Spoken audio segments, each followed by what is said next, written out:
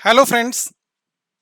Exam आने वाले हैं और बच्चों के मैसेज और फोन कॉल्स आने स्टार्ट हो गए कि सर इंपॉर्टेंट तो बता दो, क्या करना है हमें, किस चैप्टर को पहले प्रेफरेंस दें, किस चैप्टर को बाद में प्रेफरेंस दें। एग्जाम आने वाले होते हैं और बच्चों की कंफ्यूजन से स्टार्ट हो जाती है। अब कितने सारे बच्चे हैं जो बार बार मैसेज कर रहे हैं कि सर इंपॉर्टेंट बता दो, एससीएम के या कॉस्ट अकाउंटिंग के इंपॉर्टेंट बता दो या एफएम के इंपॉर्टेंट बता दो। ये इंपॉर्टेंट मैं बताऊं आपको? बड़ी हैरानी वाली बात लगती है मुझे तो। हो सकता है कुछ फैकल्टीज आपको इंपॉर्टेंट बता देते हो अदर सब्जेक्ट्स के, तो आपको भी उम्मीद होती है कि हाँ सर भी हमें कुछ ऐसा इंपॉर्टेंट बताएंगे कि हम वो चैप्टर रिवाइज कर लेंगे और इसी से ही पेपर आ जाएगा। ऐसा कभी होता है? इंपॉर्टेंट क्या है? हर स्टूडेंट के लिए इंपॉर्टेंट चैप्टर अलग है, ये मेरा मानना है। और मेरे मानने के पीछे क्या लॉजिक है वो भी मैं आपसे डिस्कस करूंगा। एक बात बताओ, सोचकर बताना। मान लीजिए आप फाइनल के स्टूडेंट हैं और फाइनल के एससीएम की तैयारी कर रहे हैं। आपने रेलेवेंट कॉस्ट इतने डिटेल में किया हुआ है कि सारे कॉन्सेप्ट आपके टिप्स पर हैं। ठीक है, अच्छा, रेलेवेंट कॉस्ट आपने पूरे डिटेल में किया हुआ है, सब कुछ आपकी टिप्स पर है, और ट्रांसफर प्राइसिंग पर आपकी कमांड नहीं बन रही है। आप एक स्टूडेंट हैं, मैंने क्या कहा, रेलेवेंट कॉस्ट आपको बहुत अच्छे से आता है, ट्रांसफर प्राइसिंग पर कमांड नहीं बन रही है, और मैं इंपॉर्टेंट में आपको लिखवा दूं कि रेलेवेंट कॉस्ट बहुत इंपॉर्टेंट चैप्टर है। पता है उससे क्या होगा?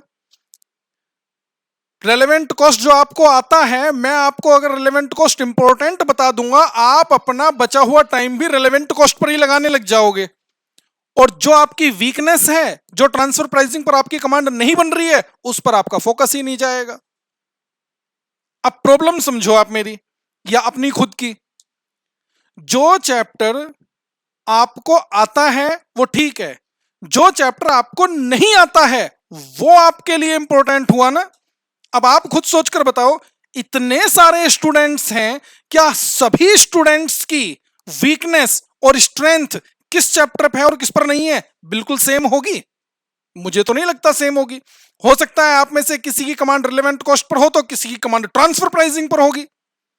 अब जिस स्टूडेंट को ट्रांसफर प्राइसिंग बहुत अच्छे से आता है, मैं उसे यह कह दूं कि ट्रांसफर प्राइसिंग इंपॉर्टेंट है, तो वो तो ट्रांसफर प्राइसिंग पर ही अपना टाइम लगाने लग जाएगा। तो मैं आपसे क्या कहना चाह रहा हूं, आपकी बात समझ आ रही है? हर स्टूडेंट के लिए इंपॉर्टेंट चैप्टर अलग होता है। ये मैं अपने अकॉर्डिंग बात कर रहा हूं, मैं जो समझता हूं, मैं जो सोचता हूं उसके अकॉर्डिंग आपसे बात कर रहा हूं। हर स्टूडेंट के लिए इंपॉर्टेंट चैप्टर अलग है, और कौन सा चैप्टर इंपॉर्टेंट है? हर स्टूडेंट के लिए वो चैप्टर इंपॉर्टेंट है जिस चैप्टर में वो वीक है, जिस चैप्टर पर उसकी स्टूडेंट की कमांड नहीं बन रही है। तो आप अपने टाइम को उस चैप्टर पर डिवोट करें जहां पर आप वीक हैं। कोई शॉर्टकट तरीका नहीं है प्रोफेशनल एग्जाम को पास करने के लिए कि हाँ आपको कुछ फिक्स्ड नंबर ऑफ चैप्टर बता दिए जाएं और आप उन्हें कर लें और बस आपका पेपर पास हो जाएगा। हालांकि जब भी मैं अपने नॉर्मल बैच में क्लासेस स्टार्ट कराता हूं, तो जब मैं फर्स्ट क्लास में ही या सेकंड क्लास में जब कंटेंट डिस्कस करता हूं सिलेबस का, तो मैं वहां पर आपको खुद ही बता देता हूं कि कौन से chapter examination point of view से इंपॉर्टेंट हैं, किन पर आपको ज्यादा काम करना है, वो वहीं पर बता दिए जाते हैं। अब एग्जाम आने वाले हैं, अब आपको यह देखना है कि कहां पर आपकी वीकनेस है। आप अब ये चाहने लगे कि सर हमारे पास 10 15 20 दिन है और इन 10 15 20 दिन में हम पूरा सिलेबस रिवाइज कर देंगे। आपको लगता है एक ही पेपर देना है क्या? आपको 8 पेपर देने हैं। हो सकता है कोई एक ग्रुप के लिए जा रहा हो तो उसे 4 देने हो, बोथ ग्रुप वालों को तो 8 पेपर देने हैं। अब 8 पेपर को 20 दिन में आप पूरा 100% सिलेबस रिवाइज कर लोगे? मैं तो नहीं कर पाता था। तो वो हमारी वीकनेस क्या है वो आपको पहले से नोट करके रखनी पड़ती है कि हाँ सर इस चैप्टर में ये पॉइंट ऐसा है जो हमारे माइंड से स्किप होता है। और ये हमेशा ध्यान रखना, कोई एक स्पेसिफिक प्रॉब्लम ही होगी जो जहां पर आप बार बार आके अटकते हैं। जो नॉर्मल कॉन्सेप्ट है आपने पढ़ लिया, जो पहली बार में समझ आ गया, वो हमेशा ही आपके टिप्स पर आ जाता है।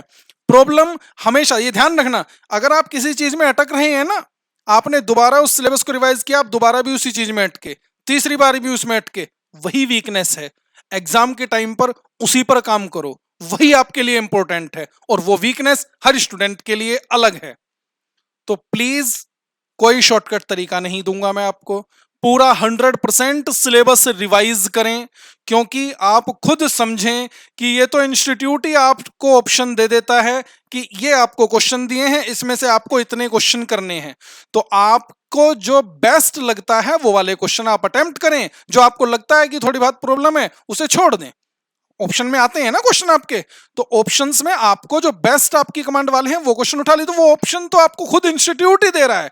मैं आपको क्या ऑप्शन दूंगा? मैं कहूंगा आप अपना पूरा 100% सिलेबस रिवाइज करें, तभी आपको, जैसे आप कहते हो ना कि सर हमारा सब्जेक्ट जो है वो स्कोरिंग है, वो स्कोरिंग है कैसे, वो बनाना पड़ेगा आपको स्कोरिंग। पूरा 100% सिलेबस रिवाइज करें, अपने वीकनेस, अपने पिन पॉइंट ढूंढें कि कहां पर आप फंस रहे हैं एग्जाम के टाइम पर, उन्हीं को आपने रिवाइज करना पड़ेगा। चलिए रखते हैं बस इतना ही, मिलेंगे फिर नेक्स्ट वीडियो में। Thank you very much.